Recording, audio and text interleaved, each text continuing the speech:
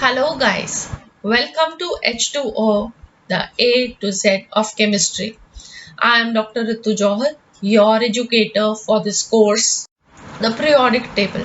Today we will begin with lecture 11 from the course, but make sure you have watched the previous ones before viewing this one. We had started the discussion on the periodic trends in properties, wherein we have already discussed about the atomic radii and the ionic radii. And I hope all those lectures, they are very clear to you. And now we will be moving on with the next property, that is the ionization enthalpy. And again, this is going to be very important because many questions are framed from this topic. In fact, I would say all the periodic trends in properties, they are going to be really very important for you because first of all, they are asked frequently in the examinations and then they are forming the basis of your inorganic chemistry. So I hope you will understand all these things very well and be very careful for all small things that we are discussing in this lecture. So let us begin. So ionization enthalpy, this is also known as ionization energy or ionization potential, and we will be using all these terms and they are going to mean the same for us.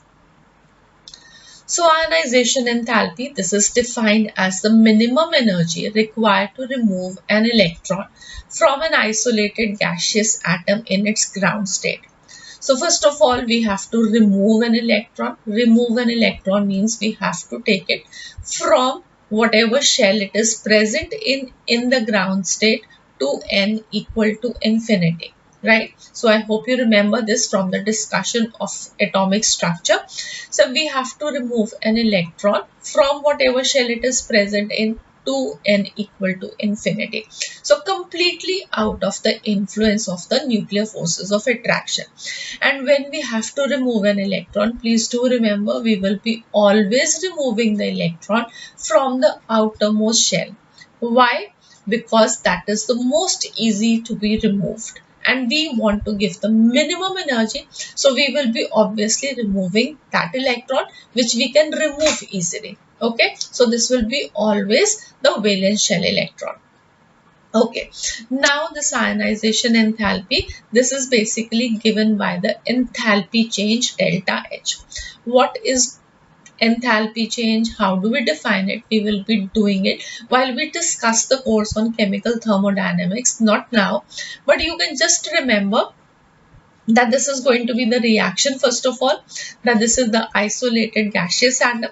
From this we have removed an electron and what is remnant is going to be the X positive cation. Okay, so there will be X with 1 unit positive charge on it, and this here I have written what? Delta H positive. So this is the enthalpy change. So this delta H positive means that this is an endothermic process. Whenever it is written delta H positive, it is an endothermic process. What is an endothermic process? The process in which we have to provide energy for the process to occur. Okay, so for this reaction to happen, we have to provide energy so that we can remove this electron. Okay, so that is why delta H written positive, and delta H when it is negative, also do remember that that is called as the exothermic process because here energy is released. Okay, so energy released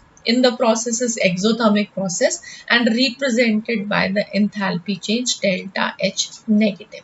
Okay, so that is first of all. And now what you have to remember is that to remove an electron, that means we have to take it away from the nuclear forces of attraction, and for different elements there is going to be a different force of attraction that has to be overcome. So there will be different amount of energy required to remove the electron, right? So it will be meaning that for different elements we will be having different values of ionization energy. So let us see what are the general features of this process of removal of electron. First of all, the process is going to be always endothermic. Always we have to provide energy to remove an electron from the atom. then a cation is going to be formed, right? So there is a loss of electrons. So what will be remnant is going to be a cation. And then this process is called as an oxidation process, because oxidation means loss of electrons. Now, what are the units of ionization enthalpy? So the units commonly used are electron volt per atom, joule per atom, kilojoule per atom, kilocalorie per atom. But always remember that the amount of energy released for the removal of an electron from an atom, that is going to be very small. So if it is going to be very small, we do not generally measure ionization enthalpy for one atom, but we do that for 1 mole of atom. And therefore it is going to be really important to know the conversion from electron volt per atom to kilojoule per mole. So this is going to be the conversion. 1 electron volt per atom, this is going to be 96.49 kilojoule per mole, or it is going to be 23.06 kilocalorie per mole, because 1 calorie is 4.18 joules. Okay, so I hope this is clear. So now one more important point that you have to remember is what is successive ionization enthalpy. And what this means is that when we remove one electron from the gaseous atom and convert it into the corresponding cation, this does not mean that if it has been converted into an ion, it cannot be further ionized. It can be further ionized. It can remove one more electron from this cation, and the amount of energy that has to be given to remove another electron, that will be called as the next ionization energy. So we are going to have successive ionization energy. So if we consider the X element again, so the first ionization enthalpy IE1 for this element, this will be given as X forming X positive plus electron, and the energy required for it, that will be delta H1. Okay, so next we will be having as the energy to remove the second most loosely bound electron, to be called as the second ionization energy, which we represent as IE2, and this energy required will be to carry out this reaction, X positive to X2 positive plus electron. And always remember that the second ionization enthalpy, this will be higher than the first ionization enthalpy. Why? Because it is more difficult to remove an electron from a positively charged ion than from a neutral atom, because the number of protons is going to remain the same. The number of electrons that are being attracted by the nucleus, that is less because of the loss of electron, and hence the electrons, they are going to be more strongly pulled by the nuclear force of attraction, and hence the second ionization enthalpy will be always higher than the first ionization enthalpy. And when we consider the third ionization enthalpy, this will be higher than the second one, and so on. You can see this with an example of aluminium atom. So aluminium atom in the gaseous state, being provided energy is going to be 577.4 kilojoule per mole to convert it into the aluminium positive cation and 1 electron. Okay, and if you see the electronic configuration for both of them, aluminium is going to have an electronic configuration of 283, and after the loss of electron, it has become 282. Next, we will be removing the second electron. So, second electron removed, we have the ionization enthalpy to be 1816 kilojoule per mole, which is higher than the first ionization enthalpy, right? And the electronic configuration also written. And then we have the third ionization enthalpy, the amount of energy to remove now the third electron. This is going to be 2744 kilojoule per mole. And now if you see the electronic configuration, from 281, we have got aluminium plus 3 having the electronic configuration of 28. And this is a stable configuration because this is a noble gas configuration. So this does not mean, first of all, that the ionization enthalpy for the third one is going to be less than the second one. Okay, so always this we have to provide energy. So if we have to provide energy, this is going to be greater than the second ionization enthalpy, which you can see in the value also. But because we have formed a stable configuration, this means that the difference between IE3 and IE2, this is going to be less than if we see the difference between IE2 and IE1. Okay, because the stable gas configuration is being formed, it is now that this ion, this is really wanting to remove one electron. So we have to provide less energy to remove the electron, and you can see the difference over here, that this is far less than the difference between IE2 and IE1. And if now we have to remove another electron from aluminium 3 positive and from aluminium plus 4, that is going to be really very difficult, because we will be moving from a noble gas configuration to an unstable configuration. And hence, if there is an IE4, okay, we have to provide really a lot of energy. So IE4 will be far greater than IE3. Okay, so I hope you can understand that when a stable gas configuration is being formed, the difference between these two ionization enthalpies is going to be less. And when we are moving from a stable configuration to an unstable configuration, what will be happening is that the amount of energy that will be required is going to be really very high.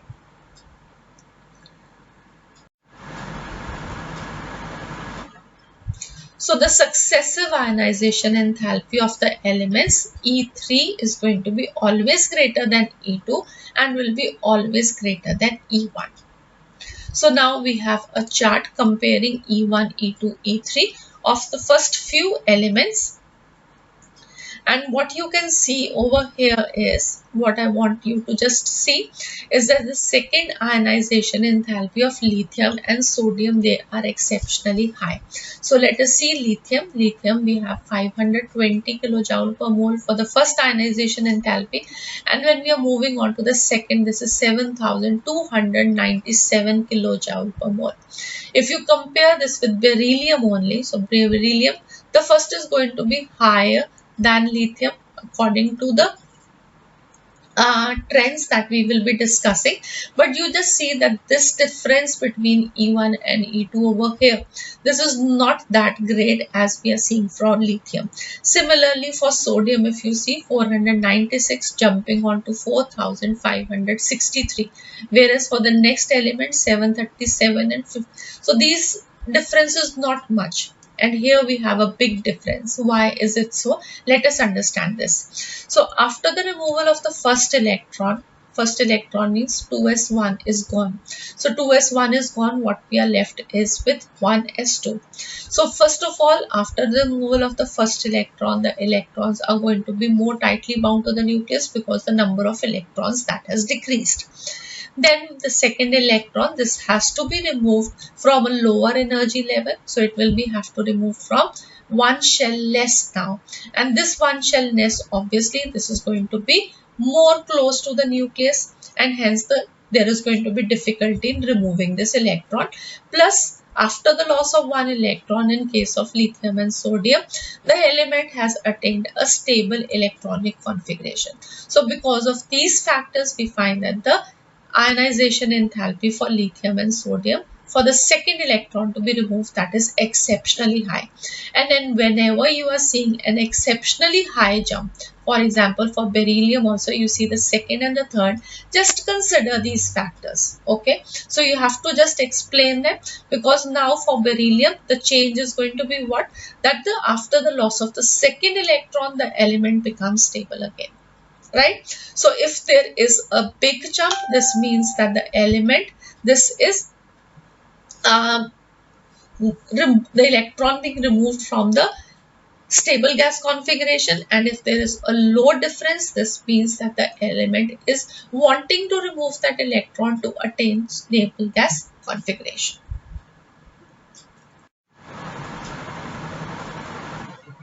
So how do we measure now ionization enthalpy? That must be a thought in your mind.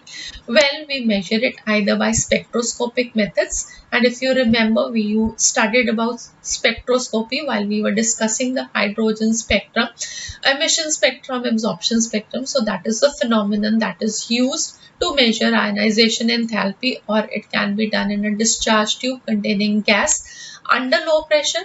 And then on increasing the potential gradually, there is a stage coming when the gas becomes ionized, and that potential difference at which the gas becomes ionized, that is called as ionization potential. So now you can understand why we are using the term ionization potential also for ionization enthalpy. So what are the factors affecting ionization enthalpy? Some of them you must have really thought, because we have already discussed these factors while we were discussing the atomic radius as well. So the basic pattern that is going to remain the same. So we have the atomic size or the number of shells. So if the number of shells is more, that means the valence electron that is going to be farther away from the nucleus force of attraction. So that means that can be removed easily. So we can say that the ionization energy, this is going to be inversely proportional to the atomic size. More is the atomic size, less is going to be the ionization enthalpy.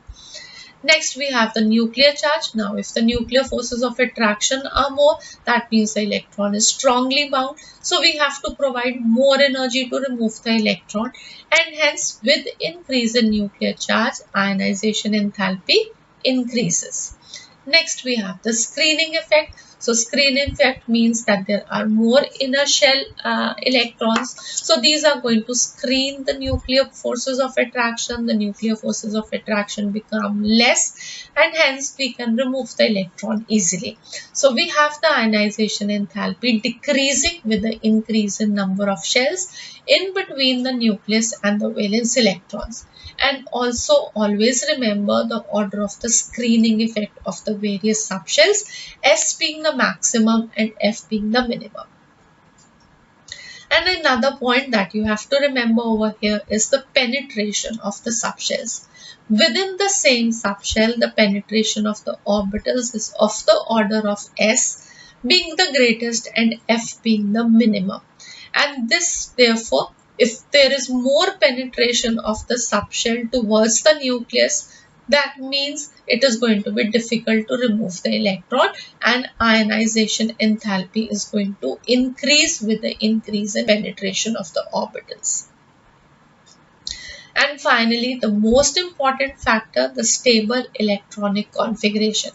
So while we will be discussing the trends also, you will be seeing whatever exceptions they are coming because of the stable electronic configuration, because the moment an element has acquired a fully filled orbital configuration or a half filled configuration, there we have to remove an electron, and that is going to remove causing a higher energy to be required. So ionization enthalpy, this is going to increase when there is a stable electronic configuration. Okay, and again you have to remember that all these factors, they have to be seen together. Okay, not one factor is going to cause the trends that we will be seeing. All of the factors, they will be responsible. So that would be all for this lecture. In the next lecture, we will continue our discussion on ionization enthalpy, wherein we will be discussing what are the trends which we see in the periodic table as well as the exception to the trend. So that is going to be really very important for you. Many questions being coming from that. So please do remain with me for lecture number 12 on the trends in the periodic table, and then you can always comment or post your difficulties in h2ochemistry@gmail.com. We'll be glad to help you all.